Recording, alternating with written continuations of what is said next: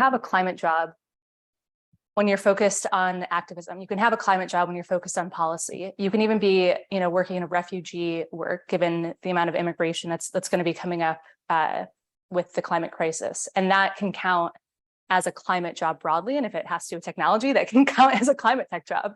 And so I take an incredibly broad view of what climate tech actually is, given that, again, I think it touches just so much more than the narrow, gigatons of carbon removed or gigatons of carbon avoided.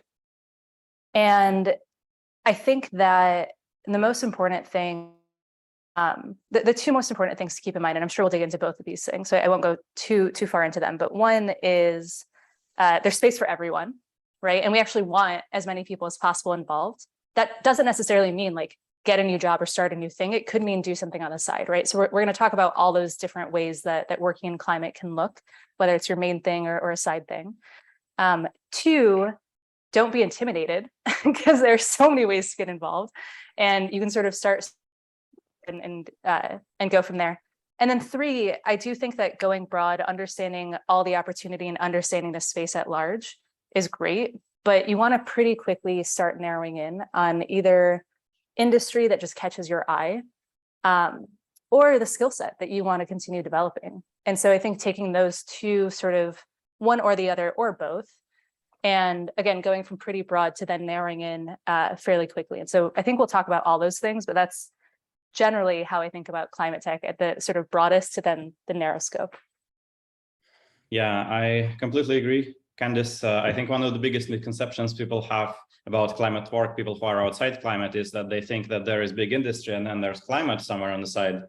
While really, like, there is big industry, and the climate work is getting each pillar of big industry to become more climate friendly. There's cars and electric cars, manufacturing and clean manufacturing, energy and green energy, insurance and insurance with climate risk, and so on. And in addition to that, there's also work on adaptation. There's work on loss and damage, dealing with the damages that do happen. And there are a variety of horizontal climate solutions.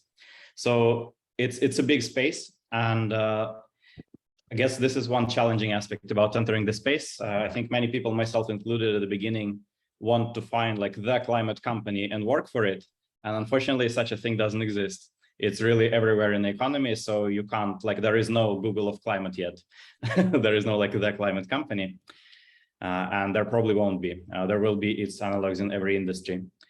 So yeah, it's a really broad definition, and in many cases you might be working on something that is really, really helpful for climate without realizing it, and that's fine. That's great.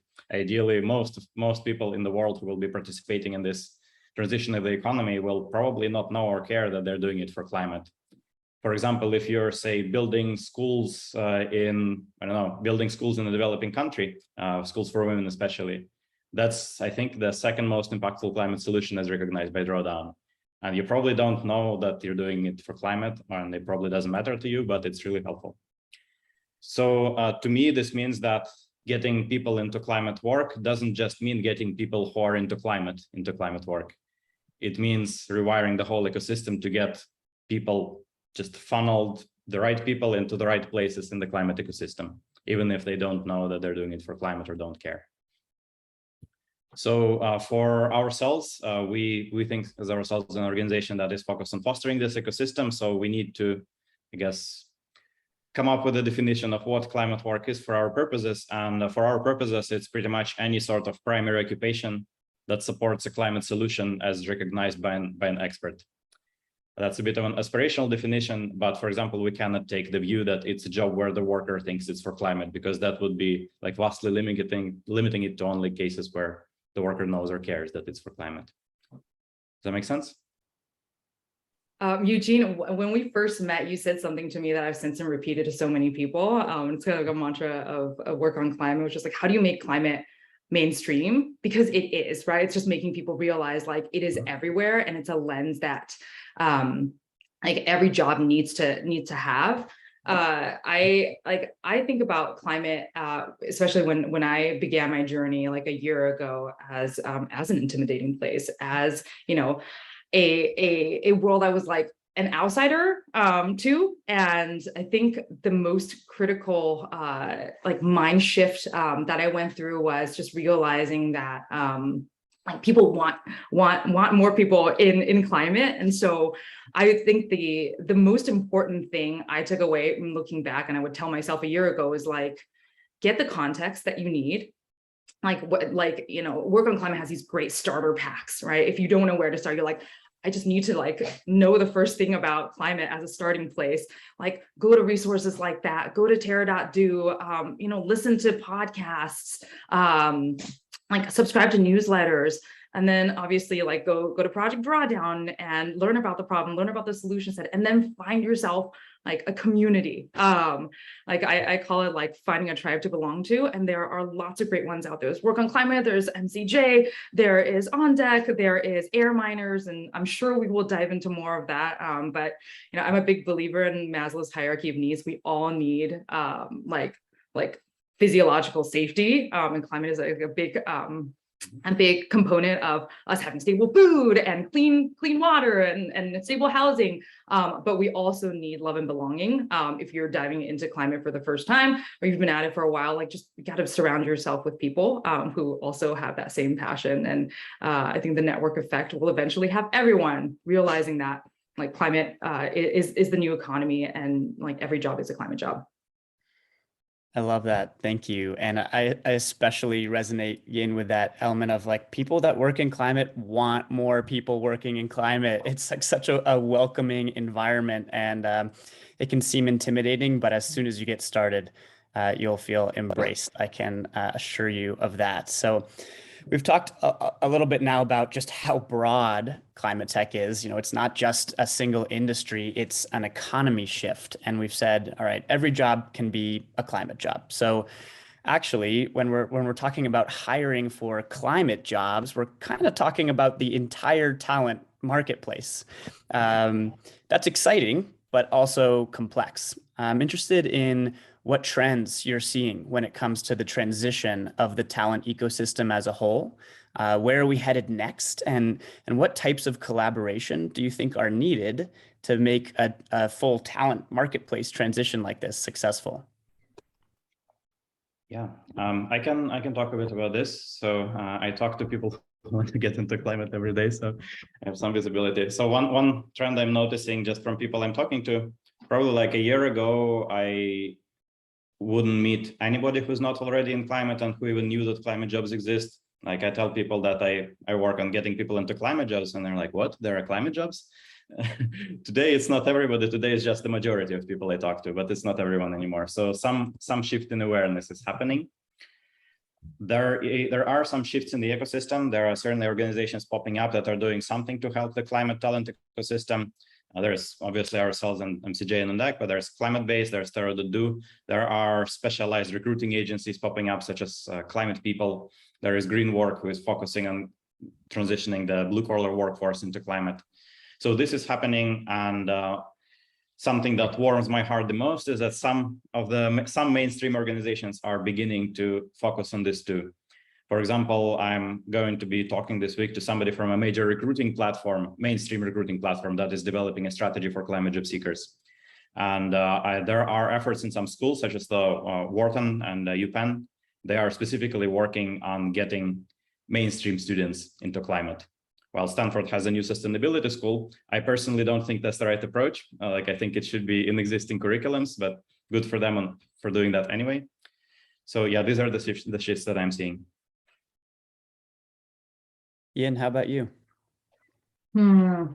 Yeah, so I know that there's some folks on this call who I know, and they're probably like, oh gosh, she's gonna bring this up again. So and then Candice, you and I were chatting last week on the phone. I brought this up too. So one of my favorite books is called More from Less, and it's by a guy named Andrew McAfee. And he has this quote in there that says like the 4 horsemen of the optimist to ensure that we're moving forward and continuing to live in a world that's sustainable are capitalism, innovation, public awareness, and responsive government. And I feel like underpinning all of that is just like people and IQ points. So we need more people to move in. Okay, I'm belaboring the point here. But I think that the trends is like you see, especially with the bill passing recently, that like capitalism, you know, good or bad, whatever, like we just need more money in climate. We need people that are coming up with ideas. We need people to be aware that climate is mainstream, to your point, Eugene, and we need responsive government, which we're finally seeing, at least in the US and in other places as well. And so I think that like those are the trends that I'm seeing, particular areas where there is more centers of gravity and energy. And I'll tell you from like an investor standpoint and seeing where our portfolio companies are needing talent, a lot of hardware, hard science, skill sets, and mechanical, civil materials, industrial engineering. There's also a, maybe we'll talk about it in a bit too, but I'll just bring it up now. Like there's a shortage of skilled labor force that we need to think about. Like climate transition isn't just white collar. It is people that are on the ground crawling in attics, changing out old HVAC systems into heat pumps, people in farm fields trying to figure out how to do regenerative ag. And so I think there is there's a big need for more skilled labor transition as well. I can stay on my soapbox and talk about this for the next hour, but I'm gonna shut up now and pass it to Candice. Yeah, I also have too many things to say, so I'm gonna try to narrow it down. The first thing that I want to go back to is just everyone is intimidated by the space in some way, and I think that one way that we can quell some of that is, one, by understanding that a lot of people feel this way, and two, that you don't have to learn, you don't have to like become a carbon scientist to get into climate at all, right? Like if you have any sort of skilled labor skills, you'll probably be easily retrained to this gap of the market. If you're an amazing marketer and storyteller, we need actually so many more of you. So you don't have to be a hard scientist or deep tech engineer. I do think that there's space for like all types of people to come in. And I also think that it can be pretty stagnating to think about like, what is the most impactful thing that I can do, right? Because then you're like, well, how do I become this person that is way more impactful than I could possibly be? And it just becomes so scary. And I think really leaning into the skills that you already have and the passion that you have is going to be way more impactful than being like, well, I guess I have to get a PhD now, right? Like we don't have time for you to get a PhD, I don't think.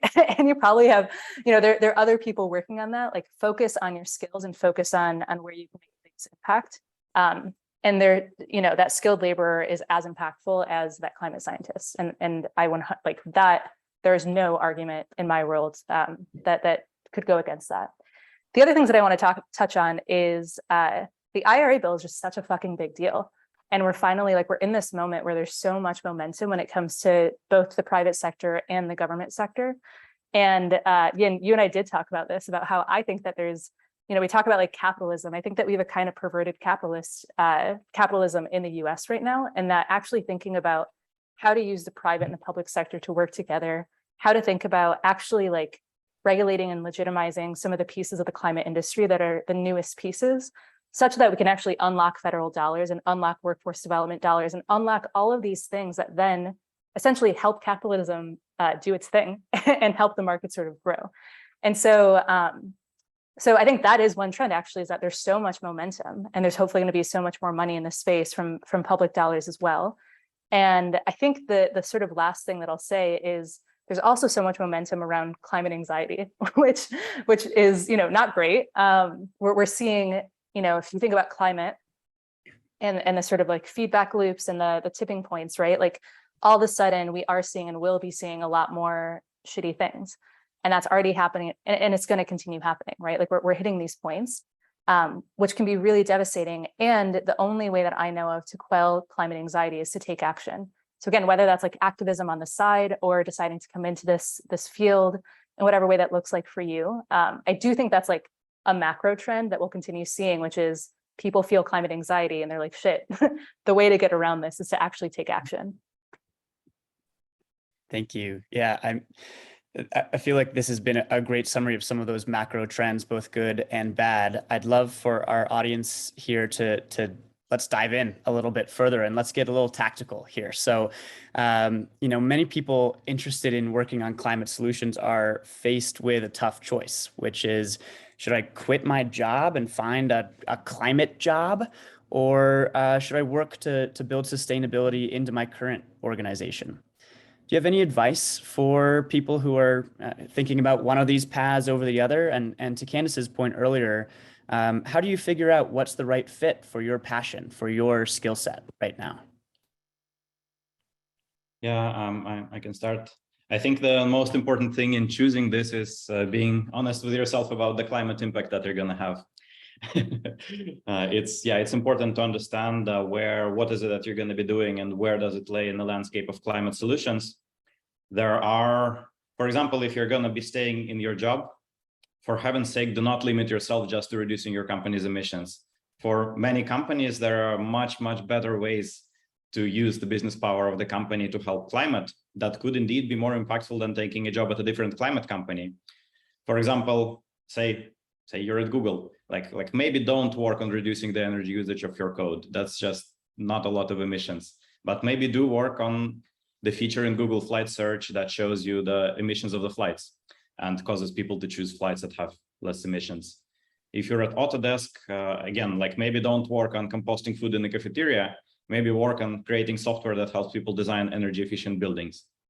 I think that is something that people don't realize is one of the biggest corporate levers for climate. It's not about reducing your own emissions in many cases, if your emissions are not that large. It's about doing what you can to help the climate ecosystem. And the spectrum of that is just so much larger and so much more impactful. And yeah, once you keep that in mind, yeah, just consider it on equal footing with a climate job somewhere else. I'd say that I generally agree with that. I think Eugene, your point around within your power, what is the biggest lever you can have given your current life circumstances and what you need to do, right?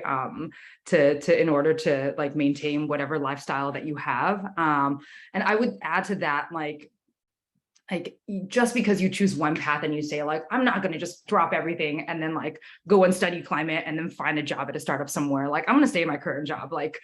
It's not forever. You're not, wedded to now doing that job for the next 10 years. Take it 6 months at a time, take it a year at a time, right? But you have to do right by your life circumstances. Some people might not have the ability to move jobs right now, or take a pay cut, which going to a smaller company sometimes comes with. And so on the spectrum of dropping everything and then taking a sabbatical to learn, to just staying in your current job, I think just again, surround yourself with people that care about climate, because they do inspire you to be able to think about creative ways that you can introduce more climate impact into your current job, and shape your perspective. And then I would say if you're at your current job, I think about ways that you can influence up and out and down, depending on what type of role you have. I'll give you some examples of stories I've heard from the MCJ community. Someone was working at a tech company and talk to their kitchen staff to talk about how do we reduce food waste, right? It's a smaller plates. So it's one tactical example. It's not nothing. Is it going to be the biggest lever change? No, but it's something that was within their ability to be able to do. Someone who works at a big consulting company, I think it was Bain, drafted an open letter to one of the partners. This person was an analyst, to say hey, we need to start talking about climate in our client conversations. And so one small act resulted in the partners taking action and saying yes, Bain should do X, Y, and Z. So just influencing out to your colleagues, up to your leadership, down if you manage a team, those are all very important things to do as well. And we didn't talk about the other end of the spectrum of going leaving your role and going into climate, but we can talk about that maybe as the questions progress. Completely agree with all of this. So brief background, I guess my background's sort of all over the place, so I'll spare you that. But the most recent thing that I did before climate was I was in a grad program thinking that I would do a PhD in AI, in statistics, so that I could go into the ethics of AI. And I left with a master's because the 2018 IPCC report came out and I was like, shit, the climate math is not great, right? I want to do this. And in 2020, when I graduated, I was convinced that there was no way that I could have a climate job that wasn't in a nonprofit. And I felt I don't know if that's the way that I want to make an impact. I want to like do activism work, but I don't know, again, how to make a career out of that. So I'm going to take over my dad's liquor store in downtown Detroit and do activism on the side. And I ended up not doing that, right? Like I ended up starting onto climate tech and obviously went in this different direction. But I do feel like it's important to just say, like, 2 years ago, almost exactly, I did not know that there was a climate economy that was in the private sector and that was in this sort of like for-profit space. And today, I think that most people don't think that they have to make that like false dichotomy of a choice. And also for some people, that would be a totally fine, valid choice. And activism is probably one of the most important levers that we're not focusing on and that I wish more people were focused on, right? And so I guess the point is, I think either choice would have been amazing, right? And either choice would have been incredibly impactful. And I happen to make one choice, but the other choice is, I think, just as valid. And I would have loved myself just as much and like thought that I was still doing an amazing job if I had been doing that. But I think the important thing is that like there might be some aspect of, having a smaller paycheck, you go to a smaller company. But it's not like the climate jobs are actually, I think, comparable to not climate jobs at that stage. There's so much money in the seed investment space and the Series A investment space. They're trying to just get like the best people possible. I don't think you necessarily have to make that choice either of like whether or not you want a steep pay cut just because you're working in climate. So I think that's one thing to focus on. And the other thing is, I think whether or not you're making the shift in 6 months or a year or two, or whatever your circumstances are, I think a super simple thing that you can do in the meantime is put yourself out there, meet a bunch of people in climate, blog, write, learn, like share what you're learning. Be very giving with your time, do projects, like actually learn by doing. And I think that's essentially what I did, right? Like I didn't have a deep climate background. And for 2 years, I just immersed myself. And now I think I know a lot more than I did 2 years ago. But I didn't lie to anyone. I said, I don't understand climate. You're the climate expert, right? Like we want to learn from you and let's exchange. And here are the things that I can offer you, right? I'm good at business development. I'm good at data science. Like let's at least share and know that we have complementary skills. But don't be afraid of sharing your learnings and being really giving and getting your hands dirty, even if you're not, again, making that transition. And if you are making that transition, just know that you can learn on the job, right? Like don't be intimidated again. Just know that you are a smart person. We've learned things throughout our lifetime. This is nothing different. It shouldn't be scary. And you can do it, right? Like if I can learn on the job, you can learn on the job as well. I want to add on a little bit to that regarding actually choosing a sector. I think it's kind of a know it when you see it kind of thing. I think everybody has their own impact philosophy, like everybody has their own opinion about how impact happens in society, including indirect impact and systems impact. And basically pick an area where you can say with a straight face that, yes, this is going to work. I think it's usually pretty clear. If you're ambiguous, then talk to somebody. So this is probably the single most impactful thing you can do for your climate path is talk to founders. I lost count a long time ago of the times when I would look at a company and be like, that seems kind of niche. I don't know if it has a big role in climate. And then I talked to the founder. I'm like, oh my God, why isn't everybody working on this? And this was the case the first time when I heard about food waste. Actually, while I was still at Google, a recruiter from a food waste company came to me. And I was like, I don't know, food waste, what does it have to do with climate? I best get moving. And I ignored them. And then already when I was like much deeper in climate, I was talking to somebody who I think was working on methane leaks from abandoned oil and gas equipment. And like, how much abandoned equipment can there be? How much methane can it leak? Turns out a lot. But you can't learn that without talking to somebody, because like the ecosystem is moving fast enough that nobody has written this up. Even if you talk to a climate expert, they're probably not an expert on the state of the solution ecosystem. So the only way to learn this is to talk to people. And this is also, please don't go on a sabbatical, please just talk to people. It's going to be much, much, much faster than trying to read lots of books, especially considering that what you actually have to learn, there are no books about it. It's in the heads of people who are building it. Yeah, I want to double down on that. And I know that we're sort of staying at a high level now, and we have a bunch of resources we'll share. We'll get like super tactical soon, but one sort of tactical thing that I like to share is Ayanna Elizabeth Johnson has this like climate Venn diagram. It's an ikigai sort of thing. And I think that it's a really good counterpoint to the idea of like, what's the biggest lever and how can I personally make the biggest impact in terms of, if you take that question from like the broad climate space and then try to say, what's the one thing that's the biggest lever and how do I get involved there? I think that you should actually flip the script and say, who am I? What am I passionate about? What skills have I already built? What industry just naturally is interesting to me? Or if there's no industry that you're like super hyped about, or you just don't know what that is, what is my skill set that I can bring in, and how do I filter jobs or filter conversations that I'm going to have based on that skill set, right? So again, marketing. I know that there are marketing communities coming up that we can share and again, get more tactical on. But that's just one way to think through, again, how to make that biggest impact is who are you and how do you give that to the world?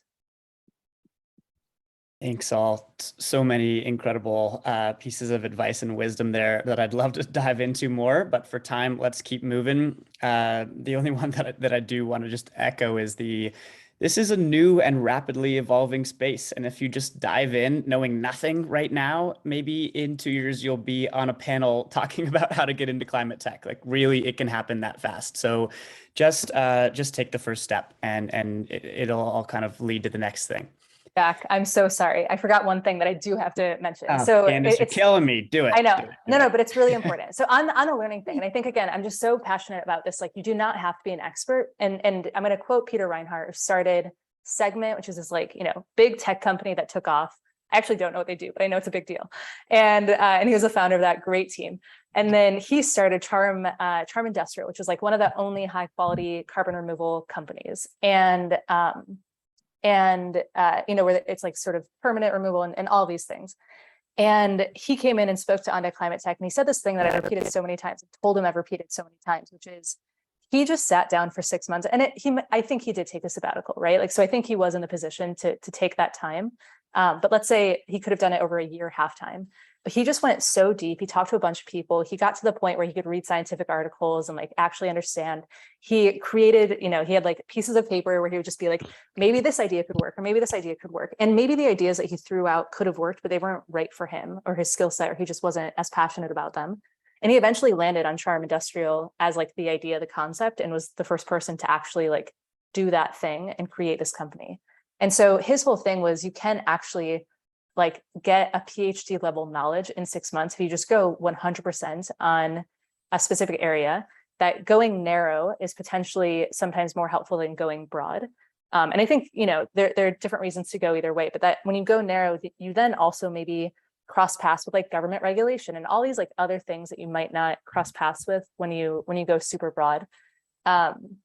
And that was just his advice, right? It was just like, you can be somebody who has no idea what carbon removal even is, and then 6 months later have an innovative sort of idea for something to build. And yes, he's special in some ways, but he's also like not the only person that's able to do that. So going deep was his advice, and 6 months was all he needed. A year, half time, 2 years, like you can learn these things if that's the approach that you want. If you do want to go super deep on an industry, the other approach is go super deep on a skill, right? Like there are different ways to sort of attack the problem. And for Peter, I was talking about the playground where kids were playing together, and then I was like, how did you do this like in 6 months? And he said, well, every Saturday he took like 5 to 7 hours and just went super deep. So it just takes that consistency, whether you want to go deep or you want to go broad, to be able to build up, I guess, maybe enough of that like personal conviction and confidence to say like, yeah, like I'm going to do this. And again, surround yourself with folks that share that interest. I think that's so key. Totally. Okay, I want to make a quick note here that in about 5 to 10 minutes, we're going to open it up to Q&A from the audience. Denise has been posting Slido links in the chat where you can not only ask questions that are top of mind, but you can also upvote questions from other folks that you would like to hear asked. So putting that out there as if you'd like your questions asked, please make sure you're using that Slido, and we'll get to those in 5 or 10 minutes. I want to circle back to something that came up a little bit earlier on in our discussion, and Yin was talking about, the importance of folks crawling in your attic and installing the new heat pump, and Candice, the importance of people that are helping us electrify our homes or building new solar grids. So we've spoken on this panel with hundreds of folks that are interested in working on climate solutions. A lot of them have come from software backgrounds. Eugene, that's your background as well, coming from Google. Certainly, there are many opportunities for folks with software skills, but that's not the whole picture. There's also a massive need for skilled tradespeople who can help green our energy grid. There's a need to re-employ, retrain fossil fuel workers who are losing their jobs. There's an underserved talent transition opportunity among indigenous communities and in the global south, just to name a few areas. How do you think we address these gaps, and in what ways can this audience get involved in that? I have so many thoughts here. I guess what are my main points? I think first and foremost, climate education needs to be more pervasive and needs to happen earlier. We're not just talking about like the Door School of Sustainability, like it needs to happen in K-12. And so we need to educate and retrain the next generation of people going into the workforce 10 years from now to care about climate and to care about the different aspects that you can plug into the ecosystem. I think another thought that swims around my head a lot is how do we increase support for going to trade school? And it's mostly financial. Again, just thinking about the skills trades sector of the climate economy that is like, we can't grow fast enough. How do we lessen the time to degree? Like we see a lot of, the General Assemblies of the world, or like boot camps where instead of getting a 4-year degree, you can get, something like an equivalency certificate in 9 months. So how do we do that for skills trades people? Like currently it takes 3 to 5 years to become an electrician in the US. Like, what would that look like if it was shortened to give people more economic mobility faster? I think making the existing pool of workers, whether it's skilled trades folks or folks working on like scientific technology, like how do we use technology to make their work more efficient and profitable? Like Sam Steyer, who started Green Work, is a great example of someone that is making inroads in this space, creating a place for trades skills folks to gather and to be able to find more job opportunities, for example. And this one's hard. How do you increase like the social status of trades work? Like people that are, out there setting up solar panels on Amazon warehouses. Like, how do we increase the social status so they are looked at, Candice, to your earlier point, like in the same light, if not more important than, a doctor that is also on the front lines of climate. Like, how do we do that? I don't have an answer, a simple answer at least. Those are things that I think are really important for us to think through. And on the point, Jack, around retrain people in fossil fuel industries, I think like there's like very interesting and similar skill sets, right, that you can translate from fossil fuels to renewables. Like a good example is as someone who was a geologist in oil and gas that then took her same skill set and now is working at Charm to, instead of taking oil out of the ground, is putting oil back into the ground. So I think it's in oil and gas's best interest to really lean in here and think about like, how do we transition the workforce that in 10 years is going to be working more and more disproportionately on renewables. Yeah, to that, I mean, the question is really about what people in the audience can do about helping build the ecosystem, right? And what it takes to build the ecosystem. So it takes building. We need more people building organizations that help the talent transition. And I suspect that there is probably a lot of investors, both perhaps venture and philanthropic investors in the audience, a lot of founders. So something that you can do if you're somebody who is founder-minded, yeah, like start looking at the talent gaps in the ecosystem and start an organization that focuses on them. That's why I run Work on Climate instead of using my machine learning skills at a machine learning startup in climate. This is higher leverage. If this is at all your thing, or you could imagine it being your thing, build it. If you're an investor, support it, and don't just support the climate talent ecosystem parts that are giving you a direct monetary return.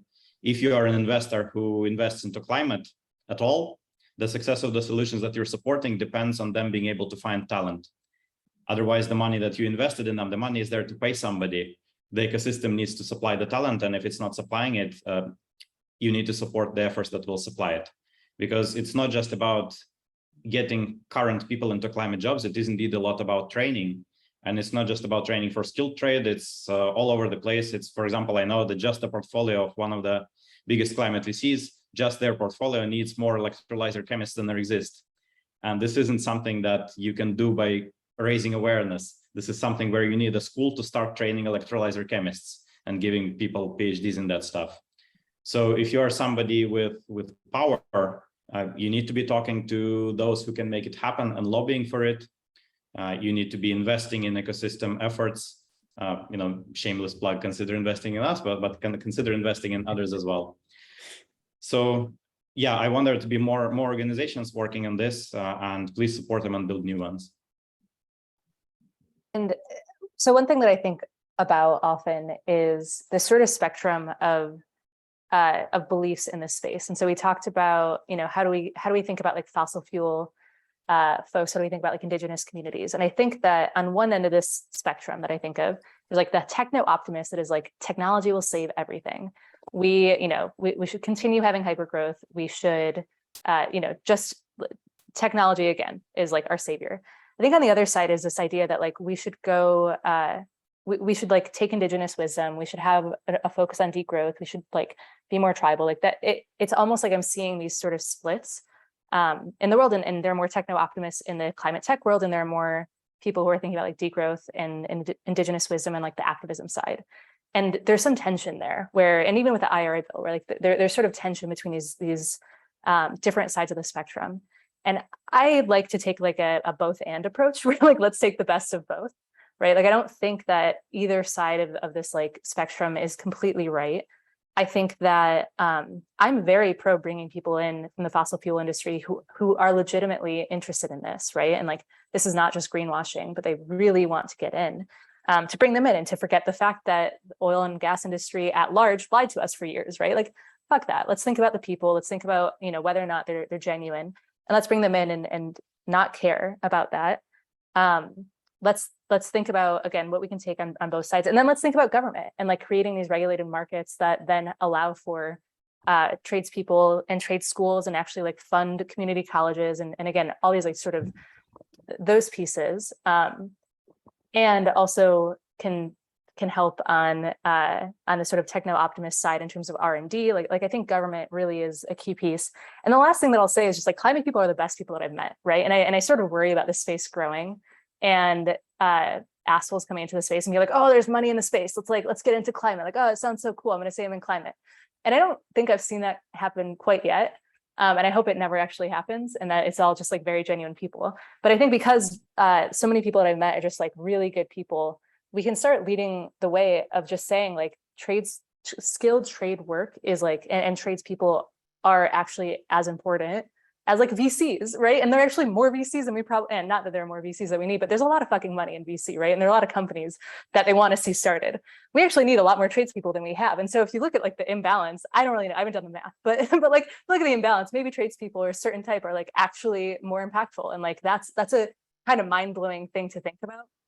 But I think that, again, like we just continue to be genuine, don't be assholes, and also understand like where do we actually need more people and how do we help them come in and how do we elevate the status of them by being genuine and actually being like, you are incredibly impactful. Thank you for the work that you're doing. Amazing. Thank you. We're going to move to Q&A in just a moment. I'm going to ask you one last impossible question. And to make it even harder, I'm going to ask that you give me your one-liner answer so that we can move to these questions from the audience. For folks out there that are ready to jump into climate tech, what is the one actionable next step that you recommend that they take following this conversation? I recommend that you join one of the communities and hunt down 5 founders and schedule a call with them. I recommend that you, so everything Eugene said, plus go on to LinkedIn, put your intentions out there, say that you're interested in climate, and just consistently put that message out there. You'll attract more people that are also interested that maybe you didn't know were. Agree with all of those. I guess I'll take a step back and say like, spend 10 minutes doing the Ikigai sort of exercise, doing like a sort of almost like a visioning exercise of like, where do you actually want to be in 2 years? Like, what would that actually look like? What's the ideal for you? And then work backwards from there in terms of, again, putting out the word, finding those 5 founders, but get clear on where you want to be as specifically as you can at this point. Thank you all. We have a bunch of awesome questions in the Slido. Remember, you can keep asking questions in there, keep upvoting questions that you want to hear asked, and I'm gonna go down from the top. So let's theme this as semi-rapid fire so that we can get through as many of these as we can in the next 14 minutes. The first is, where do highly skilled, highly experienced people find leadership roles? Most of the jobs listed seem to be frontline roles or early career roles. Interesting. My impression was that a lot of the listed jobs are actually relatively senior roles, though maybe not top leadership roles. But yeah, I suspect that a good way to find leadership roles is either on community channels where founders congregate, or just by hitting up a founder and saying like, hey, I have these top qualifications, do you need somebody? I think startups often have a use for great people, even if they're not advertising that they have a use for that person. I put out there climatedraft.org as an organization that works with VCs and startup founders to find like key operators and strategic roles that are often at the director, senior executive level. I was just going to say that. I think Climate Draft is a great resource. I think also creating or building relationships with VCs, which is essentially what Climate Draft has done, where they find VCs and say, you know, what are the highest roles that you need to hire for, and how do we help you do? I also think that like Climate People, for example, or like a more boutique recruiting firm could also be super helpful on that. Agreed. All right. How do you get traction with employers? The online job boards feel like a black box. You send in a bunch of submissions and you never hear back. What do you do? Yeah, again, probably one way is to try to hit somebody up from the employer. I find that in Climate, people are very responsive, and you can just find somebody who works there in the community or find somebody who works there on LinkedIn. And yeah, like you probably won't get 100% response rate, but you might get a 50% response rate, which is quite a lot. Getting a warm intro through someone, maybe a VC, or Candice, you and I are just on the same page there. Yeah. Mm-hmm. Just having someone that can say like, cool, like I'll introduce you to this person. I know them. I have a personal relationship, will get you a hit rate much higher than just applying if you're not hearing back. And a plug for all the hiring managers and founders out there, like, please respond, please be on top of, responding to any all messages that come through. Like, just, you don't know what opportunistic people might walk through your door. I also think that there are actually so many people applying for the same jobs in Climate because there are so many people trying to get in, and I get why it's tough for them to respond to everyone. So yes, please respond and have, be kind, but also I get why it's something. I do think that all these tips make sense. And the last thing is like, put yourself out there, go on LinkedIn, blog, like even if it's just one person who sees it is like, wow, you care about EVs and we're hiring in the EV space. And someone told me that you were writing about it. Like, those things can just magically happen sometimes. And I think that's a great way to put yourself out there as well. I do think like community is helpful, right? And again, putting yourself out there in whatever way you can and connecting with people that are interested in the same things, or maybe are like a step or two ahead. And you just say like, I would love advice, and they're going to be so helpful to you. It's amazing what can happen when you just put your intentions out there. Like Yin was saying earlier about just post on LinkedIn and say, I'm interested in working on Climate. Who out there from my network is doing this? Can we chat? Mm-hmm. And you'll probably be surprised by how much comes back.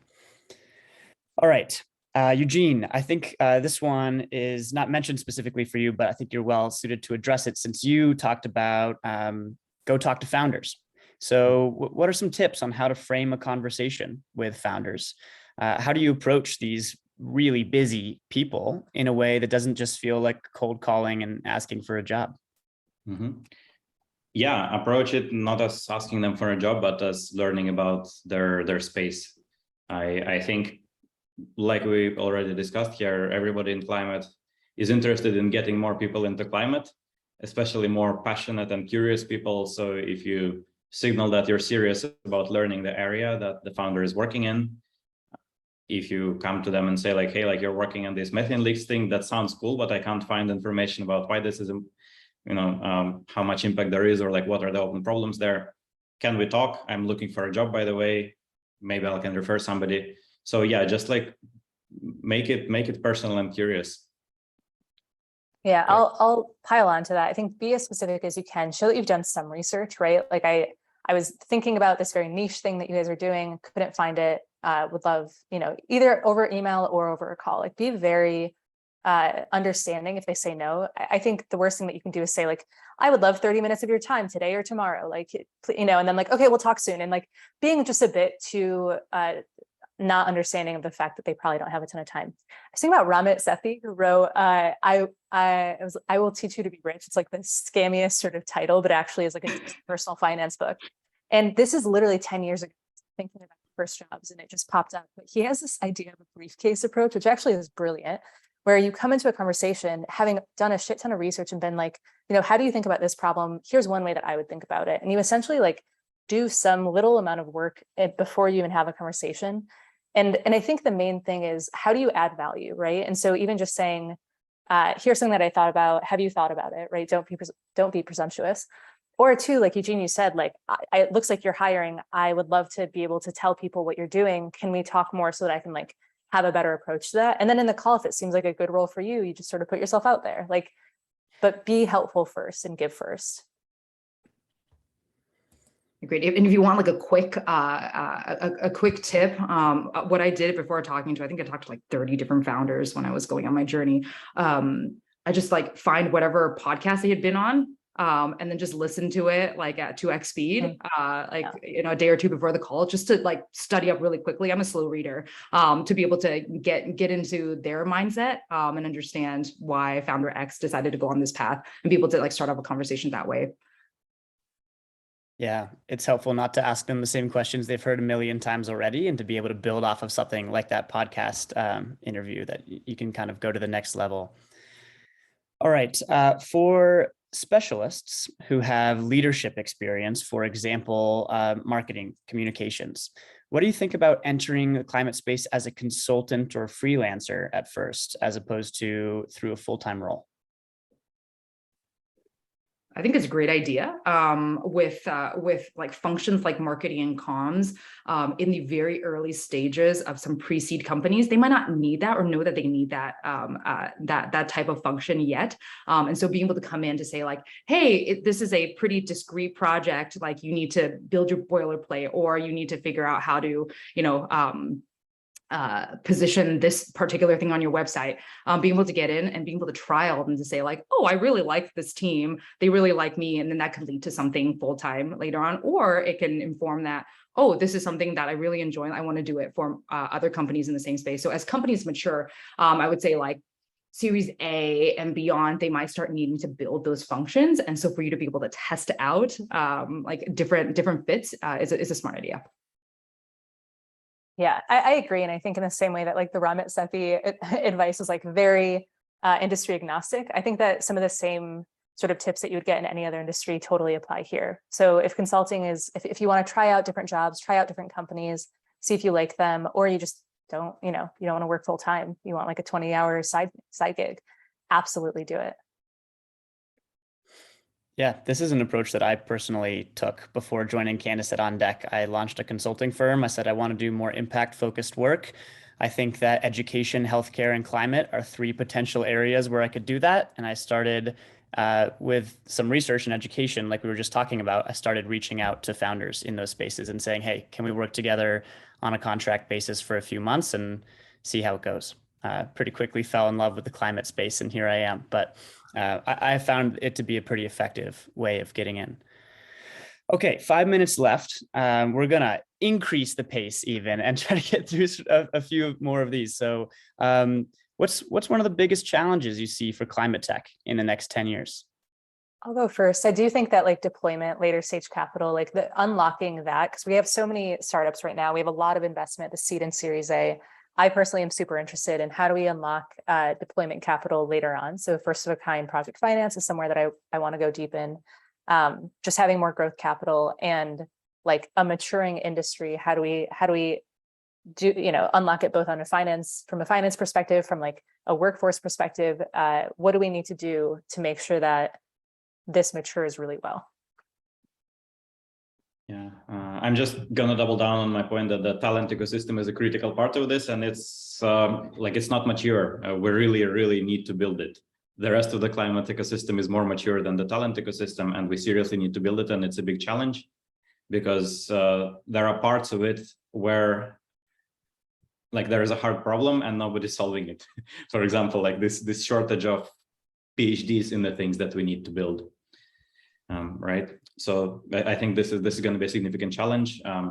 In the same area, in the hard tech area, there is, I know, a challenge with a mismatch between sort of tech and business founders. Like tech founders just want to write papers or just don't know how to do the business stuff, while business founders are intimidated by the complexity of the tech. So there are, these are challenges that I think probably only schools can tackle, though perhaps like custom built schools, but they are challenges. I'll just say Global South as an area where there's a lot of climate innovation happening, and we need to pay more attention to what's happening in places like India, Indonesia, Kenya. Absolutely. I think it's both a challenge that we're not paying enough attention, and also an opportunity.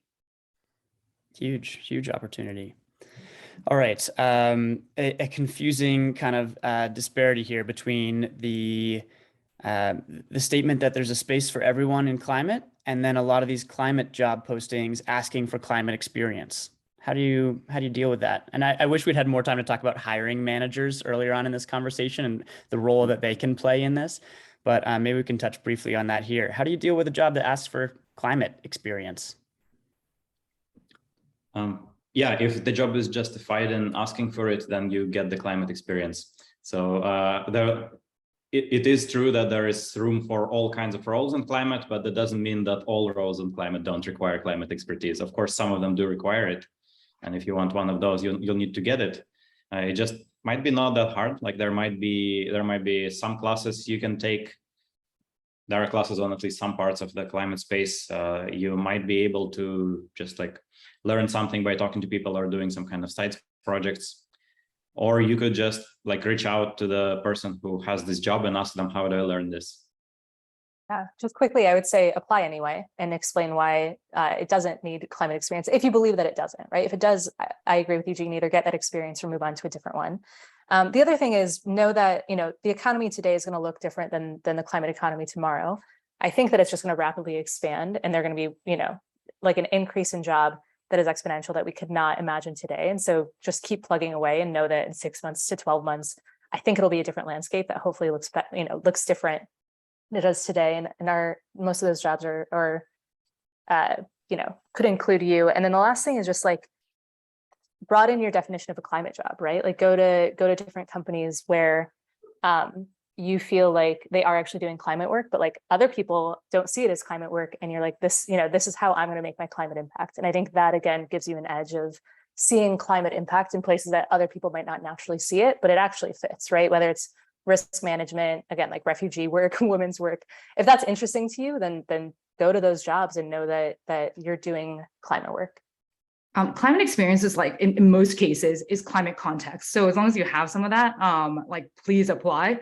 And then Natalie just put a link in the chat. And I highly recommend folks looking at that barriers to climate jobs that climate people did. It was very educational for me to understand kind of the mental hurdles that people feel that they can't enter into climate and how to dispel some of that. Yeah, great information there. We are at the hour, so we're going to wrap here. Candice, Eugene, Yin, thank you. Such a pleasure, as always, chatting with you all. And I hope that those in the audience have found some of this helpful. If you'd like to continue the conversation, you can find the four of us all over Twitter, LinkedIn, our respective Slack communities. Feel free to reach out. And thank you, Candice, Eugene, and Yin. Yeah, thank you so much. And we'll share out resources after this. But yeah, thank you, Eugene, Yin. Yeah, thank you. Thanks, friends. Take care, All right, everybody. see you guys. Bye, everyone. And good luck. Mm-hmm.